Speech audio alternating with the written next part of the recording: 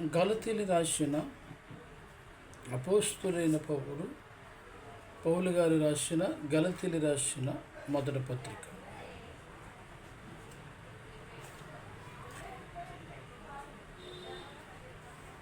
అపోస్తులైన పౌలు గలతీలకి రాసిన పత్రిక మొదటి అధ్యాయం.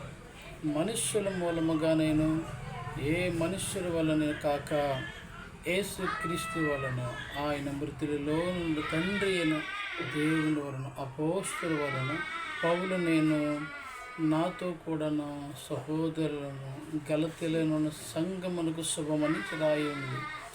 తండ్రి అయిన దేవుని మన ప్రభు అయిన యేసుక్రీస్తు మీకు కృపయు సమాధానము కలిగినని, మన తండ్రి అయిన దేవుని చిత్త ప్రకారము క్రీస్తు మనలను దుష్టకాలములో నుండి విమోచించవలనని మన పాపముల నిమిత్తము తను అప్పగించుకున్నాడు. దేవునికి మహిమ కలుగున కాక. ఆమేన్. క్రీస్తుని కృపను బట్టి మిమ్మల్ని పిలిచిన వారిని భిన్నమైన సువార్తను తట్టు మీరెందుకు త్వరగా తిరిగిపోతురుగా నాకు ఆశ్చర్యంగా ఉంది. అది మరొక సువార్త కాదు కానీ క్రీస్తు సువార్తము మిమ్మల్ని కలవరపరిచే వారు కొందరున్నారు. మేము ప్రకటించిన సువార్త కాక మరొక సువార్త మేమైనను పరలోకమందున ఒక దూత అయినను మీకు ప్రకటించిన ఎడల అతడు శాపకర్తుడు అవును కాక. మేము ఇతకారకు చెప్పిన ప్రకారం మేము ఇలా మరి చెబుతున్నాం, మీరు అంగీకరించిన సువార్త కాక మరి ఒకటి ఎవడైనను మీకు ప్రకటించిన ఎడల వారి శాపకర్తుడవుతాడని. ఇప్పుడును నేను మనుష్యుల దయ సంపాదించుకున్నానా, దేవుని దయ సంపాదించుకున్నానా? నేను మనుషులు సంతోషపెట్టేవాడైతే, నేను ఇప్పటికీ మనుషులను సంతోషపెట్టేవాడైతే క్రీస్తు దాసుడు కాకపోదును. సహోదరులారా, నేను ప్రకటించిన సువార్త మనుష్యులను యోసన కాదని మీకు తెలిగి చెబుతున్నాను. మనుషుల వల్ల నేను పొందలేదు, నాకు బోధింపలేదు, కానీ యేసుక్రీస్తు బయలుపరిచినని అది నాకు లభించును.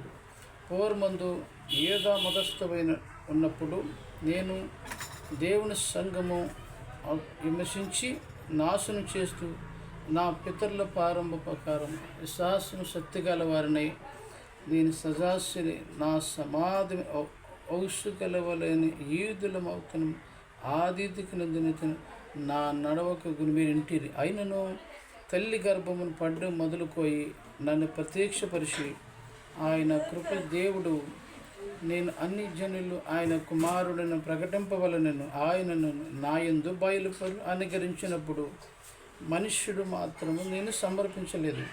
నాకంటే ముందుగా అపోస్తులైన వారి యొద్దకు యెరూషలేములోకి వెళ్ళలేను కానీ వెంటనే అరేబియా దేశంలోకి వెళితిని. పిమ్మట దమస్కుకు నేను తిరిగి వచ్చేదని. 3 సంవత్సరముల తర్వాత యేసాను పరిశీలన చేసుకుని యెరూషలేముకు వచ్చి అతనితో కూడా 18 దినములు ఉండితిని. అతను తప్ప అపోస్తులు మరి ఎవరిని నేను చూడలేదు, కానీ ప్రభు యొక్క సహోదరుని యాకోబును మాత్రం నేను చూసితిని. నేను రాస్తున్న ఈ సంగతులని ఇదిగో దేవుని ఎదుట నేను అబద్ధం ఆడట్లేదు. పిమ్మట కిలికియా వచ్చి తిని క్రీస్తుని యందు సంగముల వారికి నా ముఖ పరిచయం లేకపోయింది, కానీ మనకు హింసపట్టిన వారిని తన పూర్వమందు ప్రకటించుకున్న సంగతి మాత్రమే నన్ను బట్టి దేవుని మహిమపరిచింది. దేవుని మాటలు